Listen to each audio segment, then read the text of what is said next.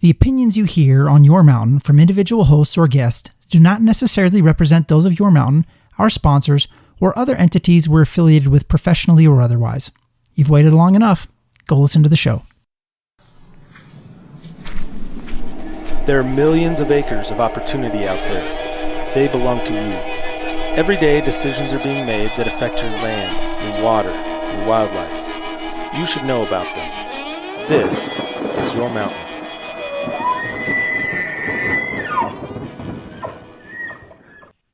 Hey, everybody, and welcome back to another episode of the Your Mountain podcast.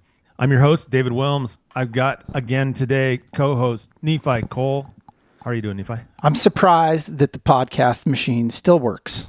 I'm actually pretty impressed because, let's be honest, we haven't used it for a while. It's been running around in the back of my truck because we were going to do a podcast from the goose pit the other day.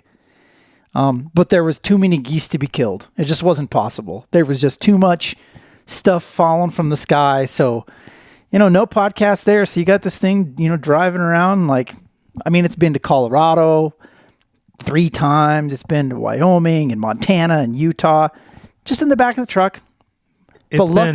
Lucky for you guys, it works. What's it been? It's been almost 2 months probably since we recorded a podcast or maybe since we released a podcast. Yeah, and so people understand the problem. Just a little bit of defense in addition to our procrastination and laziness, which is actually what's really behind this, but we don't feel like telling everybody that. But the other thing is that we switched to a video format. And so that video format, Dave, as you know, we recorded, so we're going to have these on YouTube from now on video, using a very... Not this one. Not this one. This is the last one. You're going to get old school, we think. Yeah. Because all our entire library then has to be transferred over to this new system. So there's been a lot of panic because Dave's been in charge of that part of the operation of figuring out how that happens. So there we are. And it has been panic. I'm terrified of switching our whole library over and then losing it all and nobody being able to find it. And I'm hoping, but I think I've figured it out. I'm hoping for the same thing. I'm hoping if we lose it all, then no one will be able to go back and see the things we said before. We can just pretend hopefully what this does is reaffirms our commitment to everybody that we are going to keep doing these. And we maybe are going to do them on a more frequent basis because the other thing we learned is when you subscribe to that video service, we're just going to test it out, and you accidentally bought a year's subscription. You just had for 2. Yeah, because Dave had to be able to work on it too. So now we actually are looking for sponsorship because now it's expensive. Our costs just went up a bunch. Yeah. I think I got one too. I told you about it, but we'll see. The pain gets less. When the credit card bill fades, the pain fades as well. I just don't even look at the credit card bill. No. When my costs come in, I just don't even look at it. But I'm sitting here thinking, we never direct anybody to the website. I don't think I've updated the website in 4 years. I don't know why we pay for that. We should probably get rid of that because it's embarrassing to look at. It's really, really pathetic. Yeah, it was makes pathetic us look, from the beginning. It makes us at look least bad. We're updating it. Yeah. I'm much, I don't know about you, Dave, but I've gotten better as a person since then. Yeah, I've probably gotten a little worse. But I guess the whole point is we are committed. Now we're invested, more money on the table, which means if we're going to get our money's worth out of this, we got to record more regularly. So we're gonna do that. We're gonna get back to more regular recordings once I do my job and get all of our stuff transferred over to this new platform. Well, I'm looking forward to it, Dave. You can be able to find us out on YouTube as well, and you can see our ugly mugs as well as listen to our horrible voices. Now, my biggest problem with that is it's going to require that my office is always clean, which, it's not always clean. It's usually pretty clean. No, it's not bad. I got to start this podcast with a hat in hand apology. Heartfelt, deep heartfelt from down in my soul. And I don't want it, by me prolonging this, I don't want it to sound patronizing either. I am truly sorry. To one John Zinnel, I know you're listening. I know there's some tension, some friction, some animosity of sorts between you and I. And I got to apologize. I was recently at Pheasant Fest. I went to Minneapolis and I was at Pheasant Fest. Awesome show, by the way. I'm really surprised I didn't come home with a new dog. The dog parade, just the dog stage, the show, the hunting dog stage, all the, let's just say there were a lot of cute puppies, and I'm real lucky I didn't come home with one. But I made a mistake. I was there, and I did not reach out to John and say, hey, I'm going to be in town. It'd be great to see you, especially if you're going to be at Pheasant Fest as well. And it turns out we were in the same building. We were both there. And you never said hi.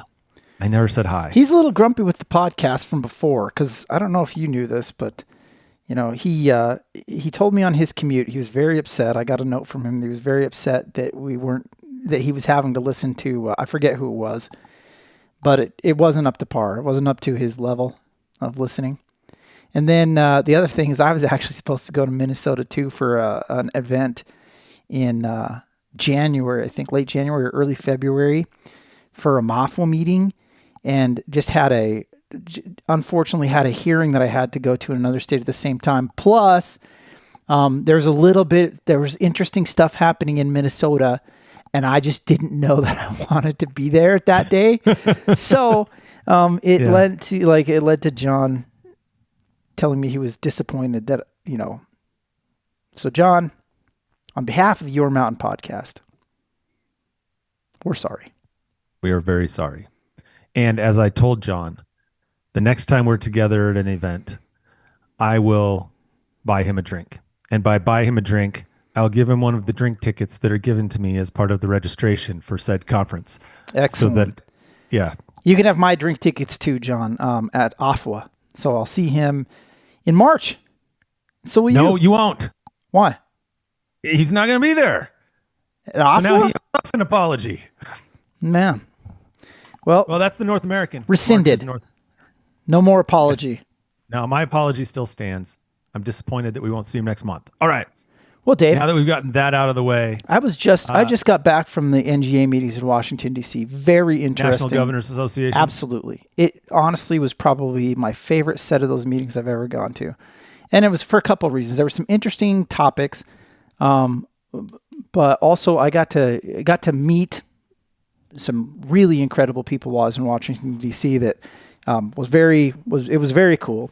But also Department of the Interior, interestingly enough, Doug Burgum was there. He spoke to the Secretary Burgum spoke to all the Republican governors, and then met with. I know that they met Western governors and others met with those Resolution 140 out of the House.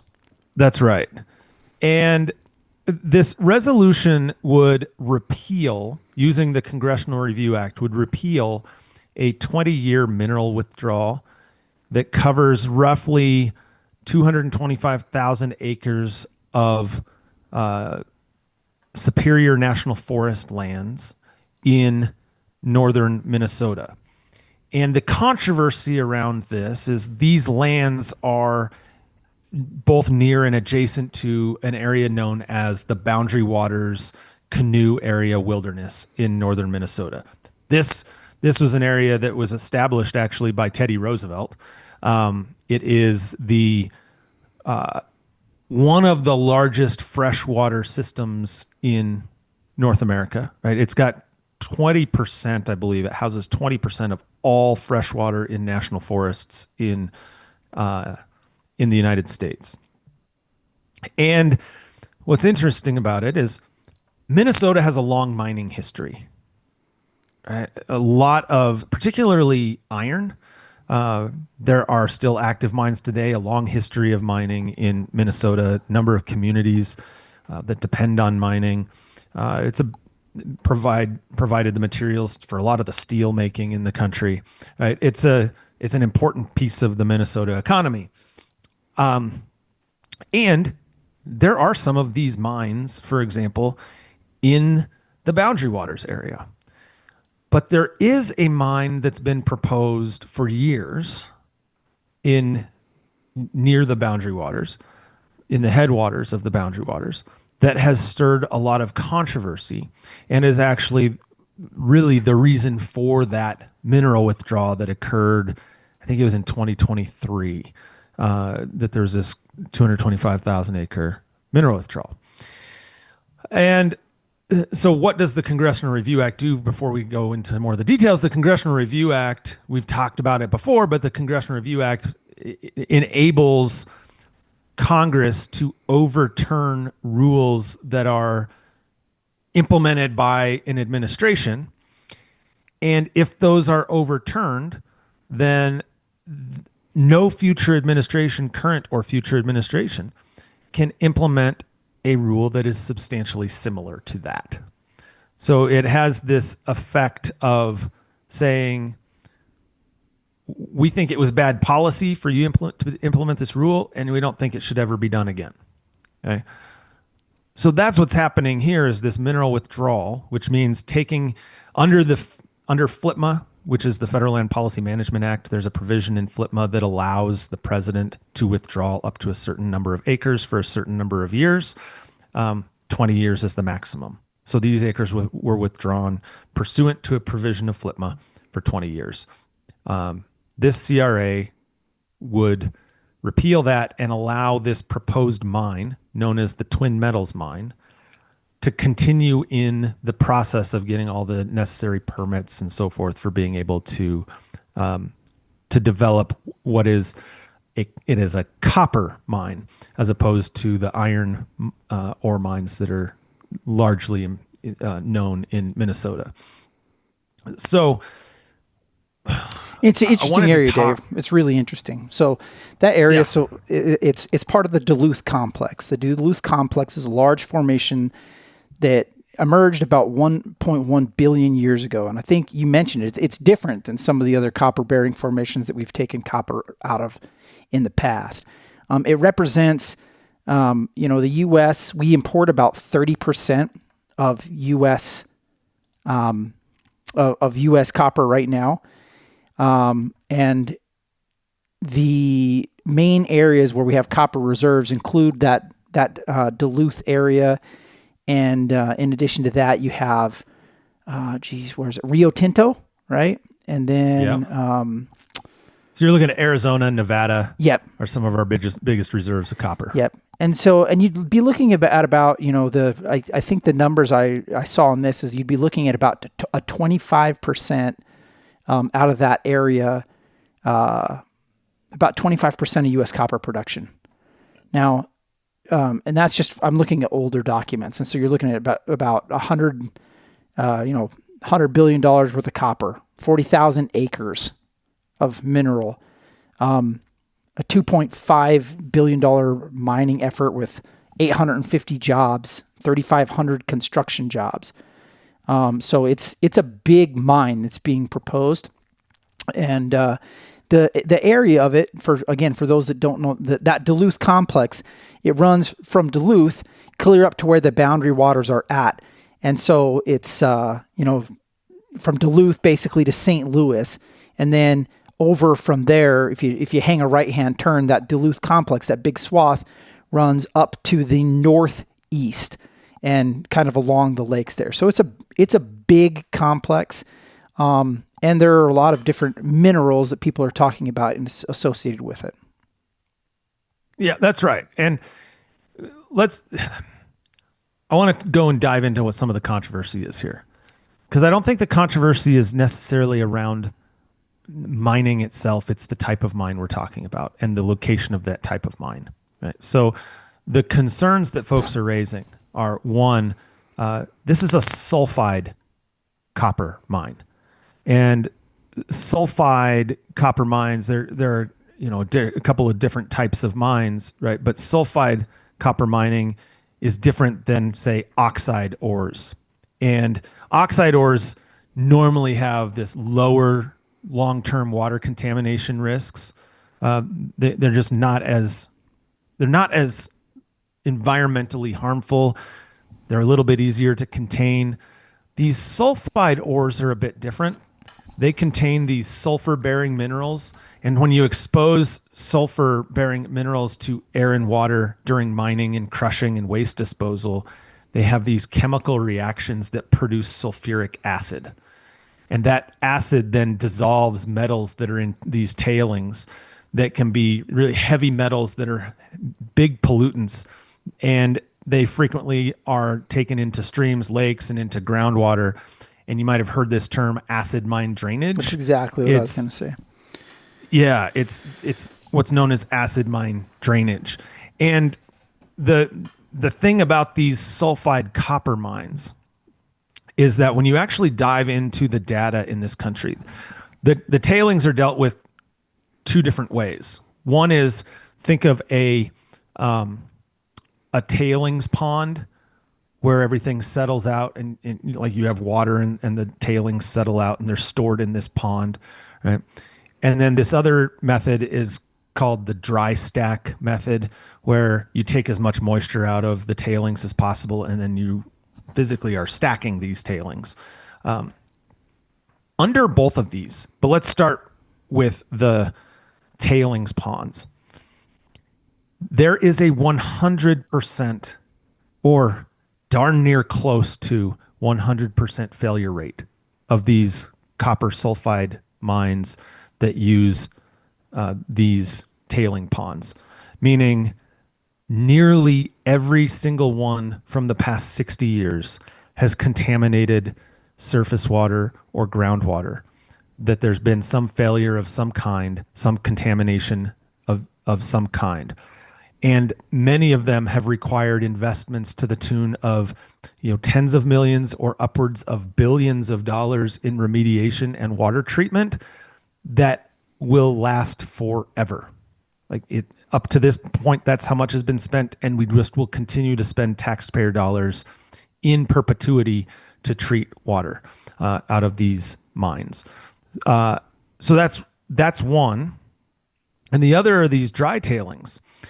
And the comparison I'd say here is for mines that these copper sulfide mines using dry tailings in similar environments to the boundary waters, meaning pretty wet environment, pretty high annual amount of rainfall. Again, the examples of those that exist in the United States and Canada, they have almost all resulted in the contamination of groundwater or surface water just slower and maybe over a longer time horizon. Because it's certainly a better technology than these tailings ponds. But the point is, there's still water. They're still reacting with the tailings. They're still creating this chemical and acid mine drainage, and it's still a treatment issue. So those are that's the big fear, right? With this potential mine in the Boundary Waters area, is that there's not a great track record of preventing contamination. And you're talking about one of the largest freshwater sources and one of the cleanest freshwater sources in the National Forest System, and just in general from a freshwater system in North America. And those Boundary Waters areas, if you've ever been there, that groundwater and that surface water is very interconnected, and those lakes are all very interconnected with each other. And the fear is if you get contamination one place, it's going to be very, very difficult to get it from spreading into other locations. So that's, in a nutshell, the concern with having a mine there. There's also the who's mining it. Yeah. And where is the material going? Yeah, is so another it's actually, thing that's brought up. It's still a Chilean mining company, correct?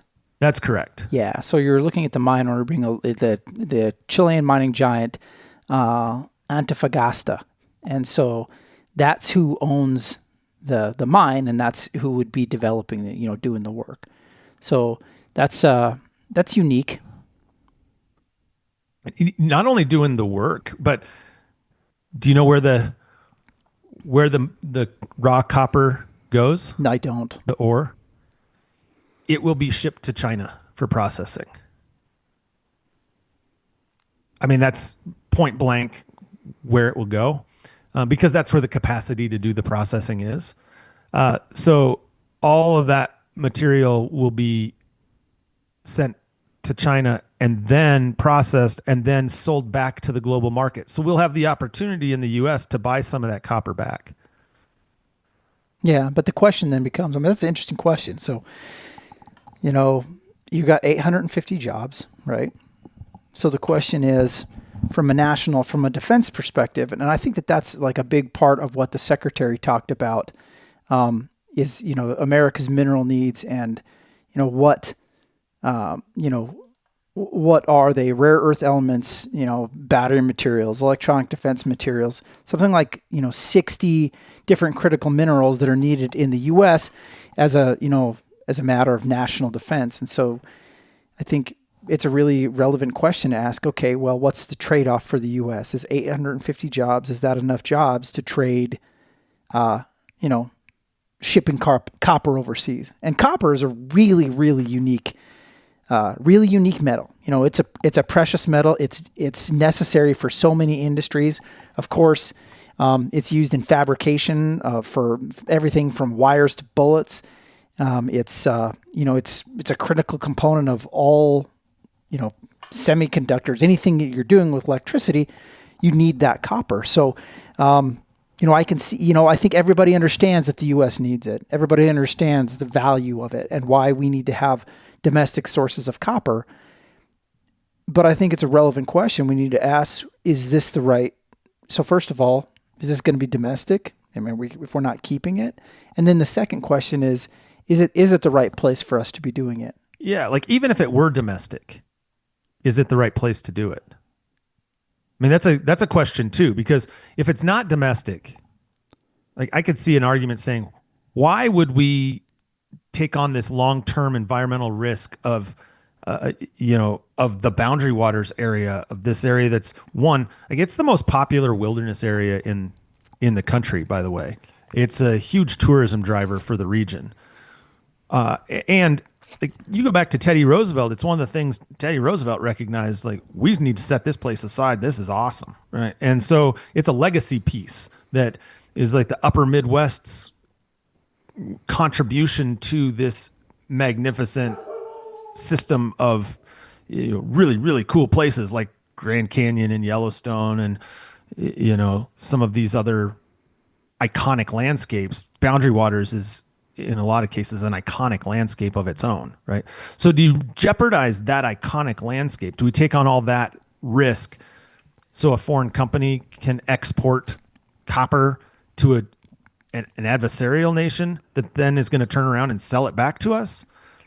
That's one question. But then the other question is, even if it were a U.S. owned company and all of that copper were staying in the United States, the same question applies. Is it worth taking on that long-term environmental risk for that copper supply? And those are questions that people have to grapple with. Right? I know how I feel about it, but I know those are questions that people have to grapple with. Yeah, well, you can look at, you can argue the pros and the cons. What's the benefit of doing it versus the benefit of not? I don't know, Dave.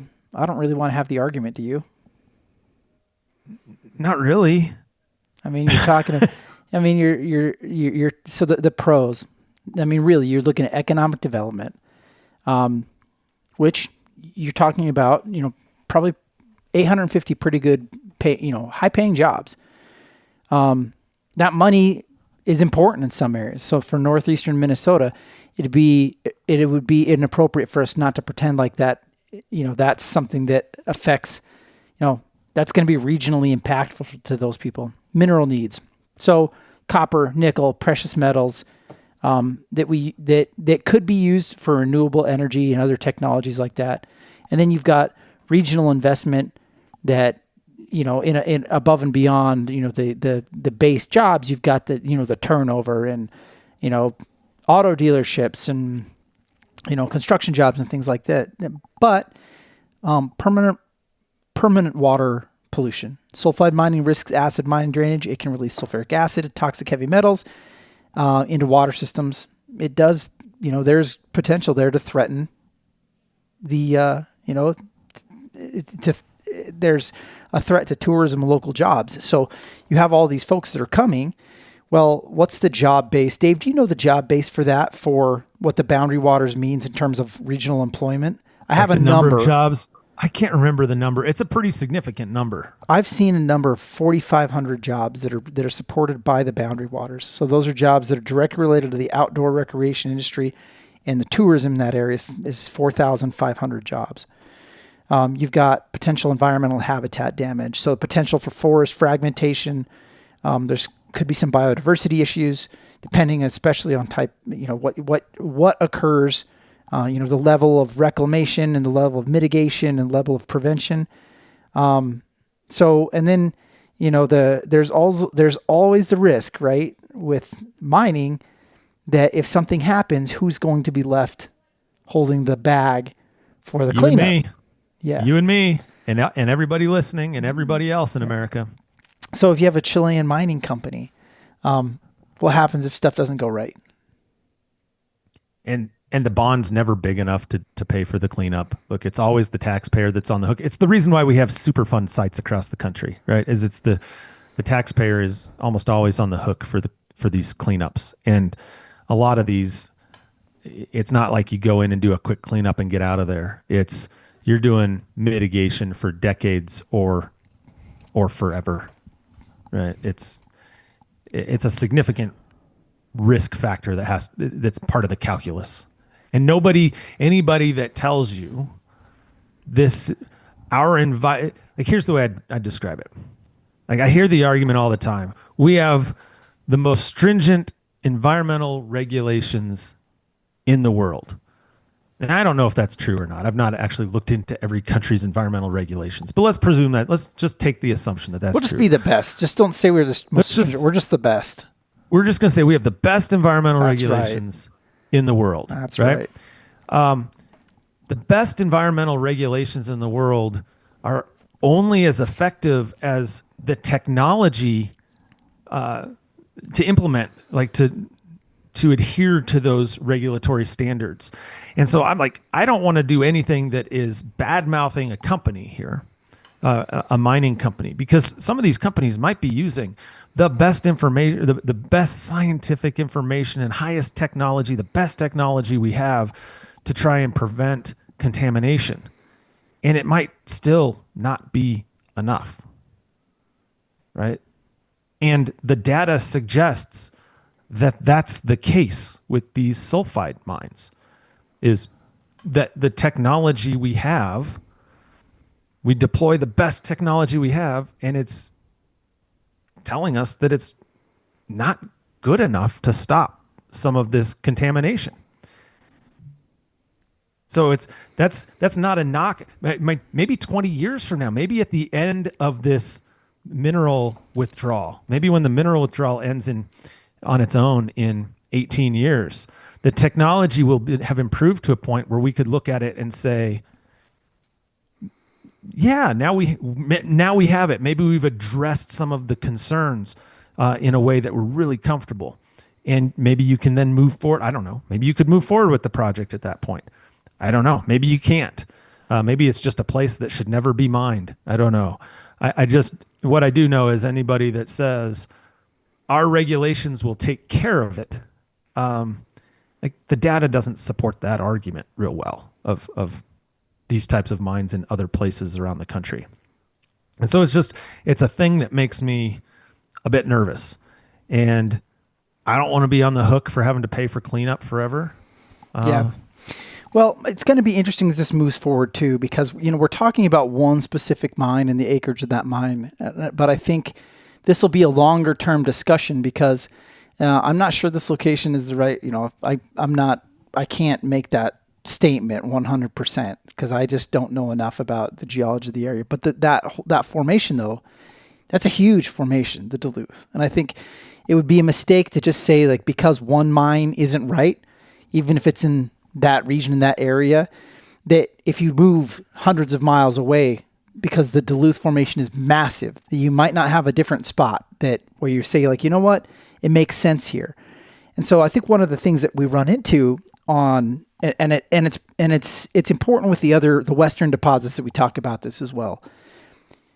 You can't just approach mining with just a no mentality, like that no, not here, not there, not anywhere. Because the problem is, if you say, we need to be reasonable about this and be able to say like, you know what, this spot, I'm just saying, may not be the right spot. But you can't then look at other spots that have big advantages over this one and say, well, that's not the right spot either because I don't like that for a much more minimal reason. Because these are elements that that are necessary. They're needed. They're needed if you want to have a cell phone. They're needed if you want to use copper bullets.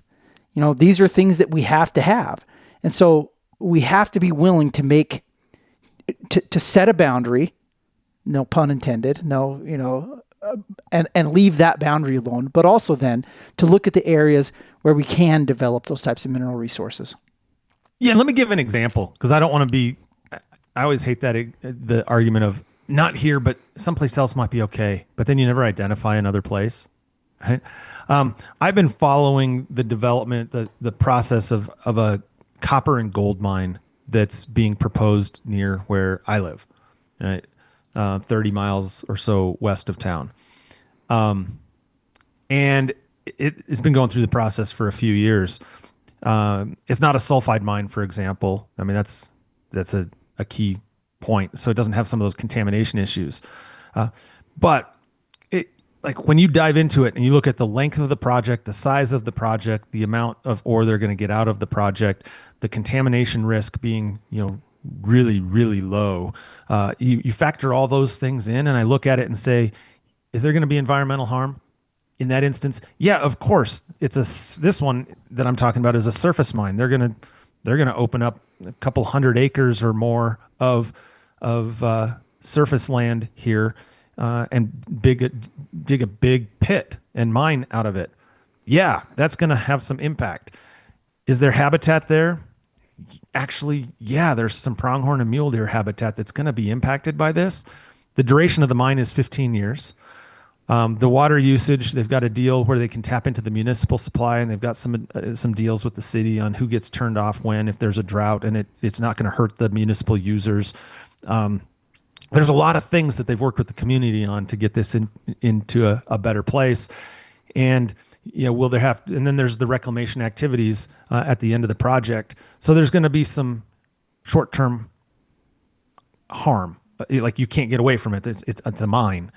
But at the end of the day, you look at it and you say, compared to other places and other things, it's pretty minor relative to other places and other things. And so that's a mine that, like, I'm not saying I support. I'm not going to jump down and cheer for it because it's pretty good mule deer habitat. But I'm also going to say that one kind of makes some sense to me, right? That particular one makes a little bit more sense. And than this one. The U.S. has about 50 million tons of copper reserves, and most of them are in western states: Arizona, Utah, New Mexico, Nevada, Montana. That's where most of those reserves sit. Those reserves, and that's, again, why is it important to our country? Well, interestingly enough, if you look at copper reserves internationally, you look at who's got the most. We're down the list a ways. We're behind Chile and Peru, Australia, Russia, the Congo, Mexico, and then comes us, the United States. And so I just think it's important that we keep all that stuff in mind as we have these discussions, because ultimately, if the decision is made that, this location, this mine, this is a hands-off situation. If that's the decision, we need to be cognizant of finding and opportunities elsewhere and embracing that. The Secretary of Interior, mentioned what the U.S. does in this regards, what we do better than anybody else in the world. And so this isn't just a national security issue. This is a global issue in terms of how we can mine copper better than anybody else. You look at those other people in front of us on the list: Chile, Peru, Russia, the Congo, Mexico. Well, where are you going to have it done more environmentally responsible? Well, it's here. We're going to be the people that do it the best. We have the best track record. We have the best technology. We care more about it than other people. We do have the best laws. So that doesn't mean we should do it everywhere. But that does mean that we need to also be cognizant of the fact that if we are going to drive cars and use cell phones, that copper is part of that equation. And we can't insist. Can we insist that it's not in the boundary waters? Maybe we can. Can we insist that it's not in our country? That's probably not a good idea. And that we need to be, two things can be true at once, and we need to be able to talk about both. Yep, I totally agree. It is perfectly reasonable to say, for a whole host of reasons, that this area is not the appropriate place to have a big sulfide mine, copper mine. But you also have to be willing to say we can't shut the whole country down, and we can't guarantee that we can get all these supplies from other places, and so we can't just have the NIMBY approach. It can't be not in my backyard anywhere, because then we don't get anything anywhere. Which is why I gave the example of one that's kind of in my backyard that I was skeptical about at first, and I still not jumping up and down excited. But I can tell you it's a way better option than by the boundary waters. So I get it. Anyway, that vote, just to wrap this up before we move to this next topic quickly, that vote, we're recording this on February 24th to timestamp this. And that vote from the Senate, we don't know when it's going to happen for sure. It could happen as soon as next week. It could get pushed a little bit farther. Probably before we release this podcast. Maybe before we release this podcast. Yeah, probably. This is probably too late for all I'm convinced you're going to edit this down so fast, and then I'm going to get it published so fast. We're going to have this up like instantaneously. It's going to be so fast. Like a Christmas miracle, only not Christmas time. That's right. It's going to happen so fast. All the pieces are going to line. But the point being, this could happen. If you're concerned about this, recognize that the whole Senate has to vote on this. So reach out to your senators, contact your Senate office, and let them know your thoughts on this Congressional Review Act resolution and whether you support it passing or not. To be clear, this resolution doesn't green light building this mine. If this resolution passes, there are still hurdles that have to occur before this mine can be completed.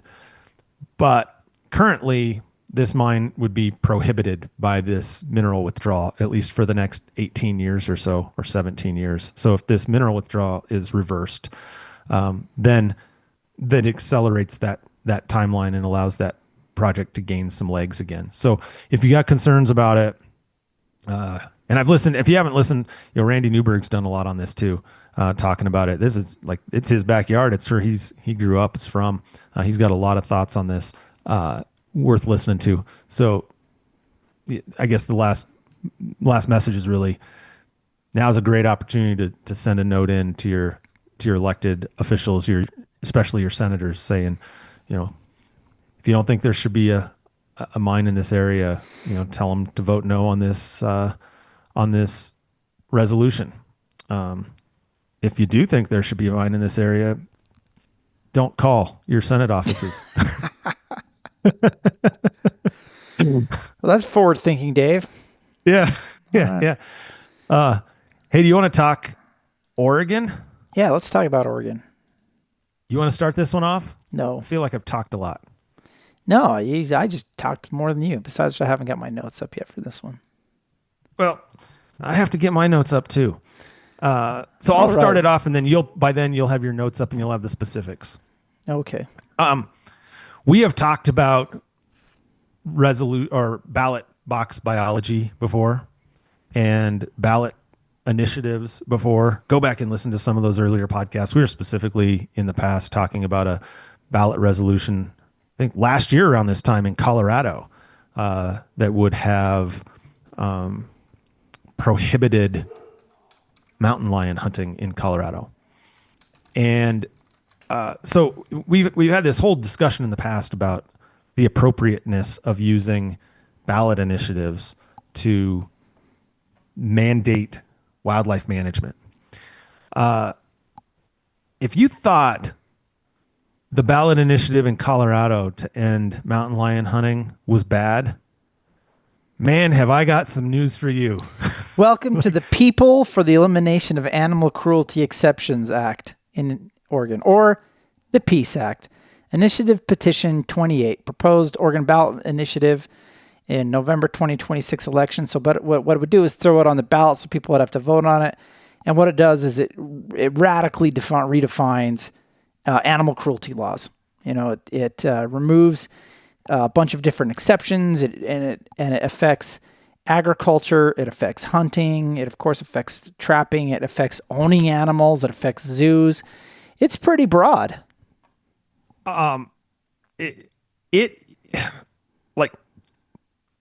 We'll get to some of the specifics, but at the most general level, if this were to pass, if they get enough signatures to get this on the ballot and the voters of Oregon pass this, it would become illegal to hunt. It would become anything, not just mountain lion, anything. It would be illegal to hunt. It would be illegal to fish. Yeah, I was going to say. I guess maybe you could do those things as long as you never pull the trigger or bait a hook. No, because it extends the same protections, like the same protections to all animals in the animal kingdom that are currently applied to companion animals like pets. That's the sales pitch. That's the pros sales pitch from the people who are bringing it. You are guilty of animal abuse if you intentionally, knowingly, or recklessly cause physical injury to an animal. That's what it is. So hunting if you are and killing hunting, an you animal are intentionally causing injury to an animal. You're killing an elk. You're killing a deer, right? That's right. If you are a rancher and you're raising cows. Yes. Or chickens. Let's start with, you couldn't brand that cow. Well, I guess arguably you could not brand that cow. Yeah. Then you certainly couldn't kill it. You couldn't butcher it. That's right. If you own a processing facility, you couldn't do that anymore. You raise chickens, turkeys for food? Nope, not anymore. That would be illegal. And we're not making this up. Right? That's what the goal of the the proponents is, and they have said this. It is long term. It's a cultural. Their quote is, it's just to create a long term cultural shift. They want to measure. They don't even care if it passes. They just want to keep pushing it long term. They want to spark a long term, multi-year movement that changes the societal relationship with animals. And that's their goal. That's their quote unquote goal. That's what they want to do. It's interesting. It's not interesting. It's terrible.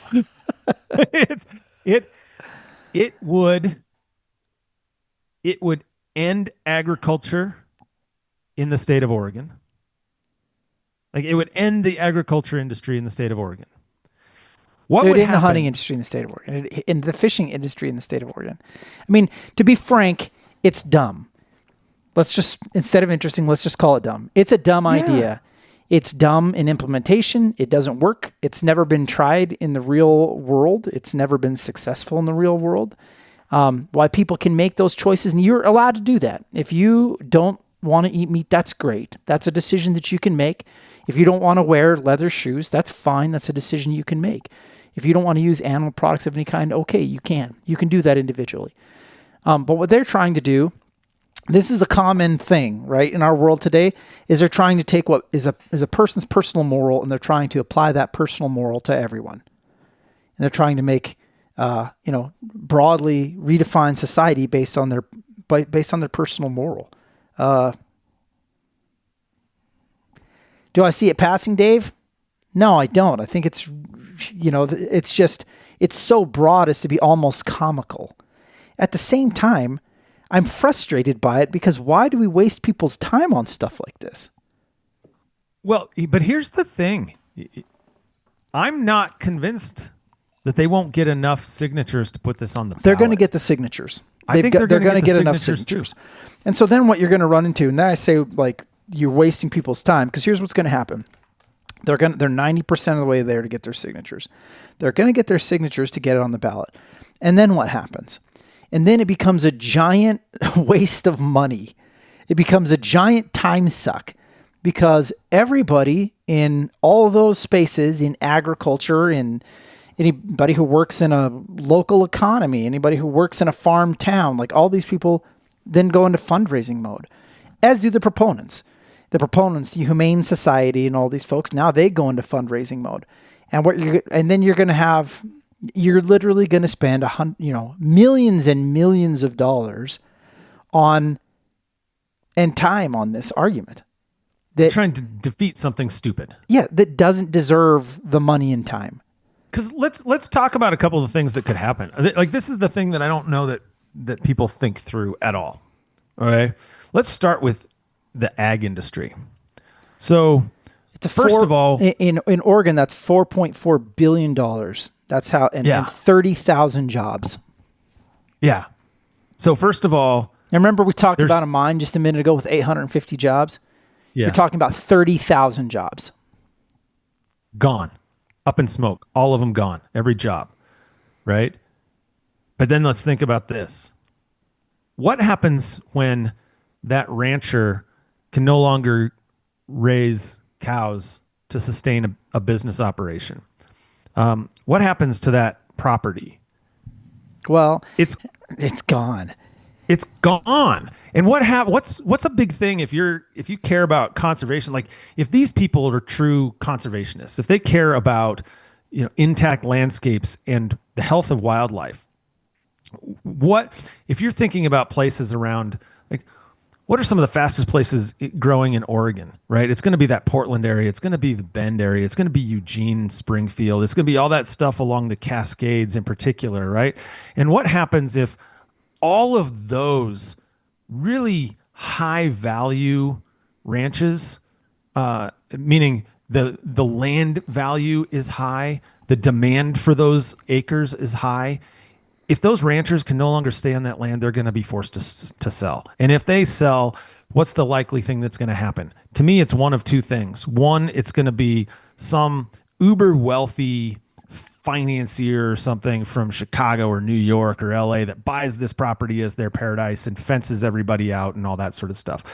Or some developer is going to come in and break this thing into housing developments, into real estate, and try and make bank on it. Yeah. And now all of that habitat is gone. Well, it's just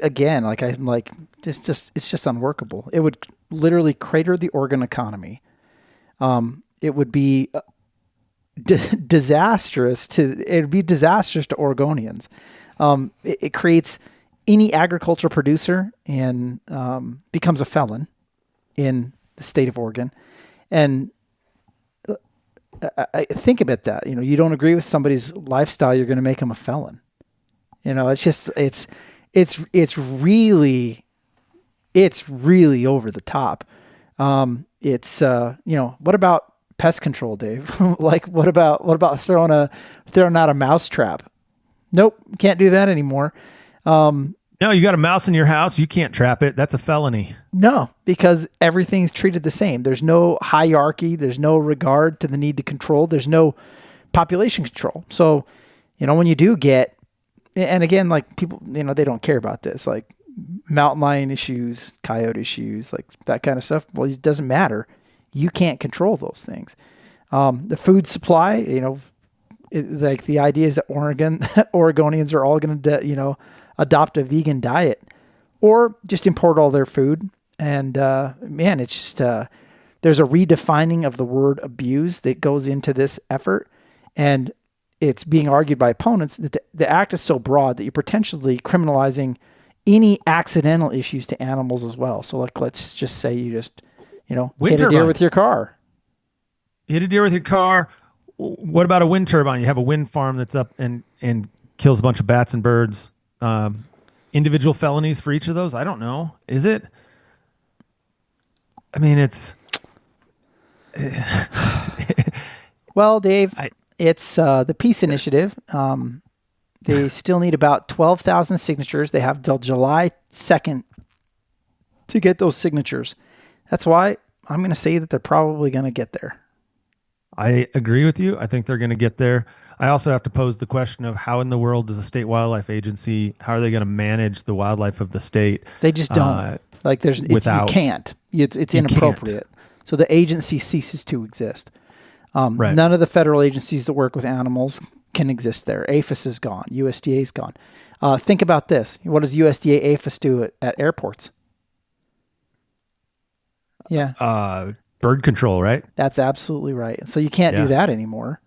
And if you do fly into a flock of birds with your airliner, you probably committed a felony. Well, think about the number of communities that have to do like goose removal in town. 100%. Or white-tailed deer conflict areas. They're causing problems in town. What about invasive species? What if you want to deal with invasive collared dove or starlings or other types of pigs or something else that comes in and displaces what was naturally there, and you think to yourself, hey, we need to preserve the native flora and fauna. You don't get to. There's zero ability to manage. Here's another perfect example. You want northern spotted owls around?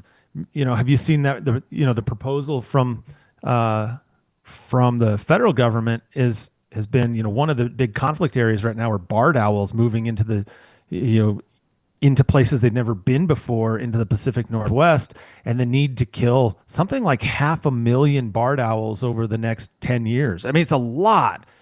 Maybe I've got it wrong. Maybe it's 50,000 barred owls. Whatever it is, it's a lot of barred owls that are being proposed to be killed to reduce conflict with northern spotted owls, which are a federally listed species, to try and help their recovery.